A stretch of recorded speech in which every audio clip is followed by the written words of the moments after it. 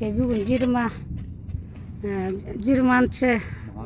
март 2020 жылы мына биз Жайыл ата коомунун мүчөлөрү субботниктер былтыр ушул жерден жаңгак чыгып, 2 түп жаңгак ушуну Азимбай экебиз азыр башка жакка көчүрөлү деп көчүргөн жатабыз.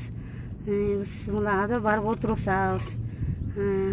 Мына бул мынакей бирөөсү мынакей мерде, ошол жерде. Мынакей ошол жерде. Гүл да байлаңыз. Бул жерде жанында доброе утро деген гүлүбүз бар. Анан бул жерге азыр байкелерибиз башка жерге көчүрүп коелу деп атабыз. Мынакей касып атат. Тетиги жакка көчүрүп коелу деп атабыз. Арчанын жанында болбойт го деп атабыз. Былтыр берде жаңгакты эме кылганбыз да, жаңгак чыккан, ошону мына сугарып карап атпадык белек. Мына 2 түп жаңгак.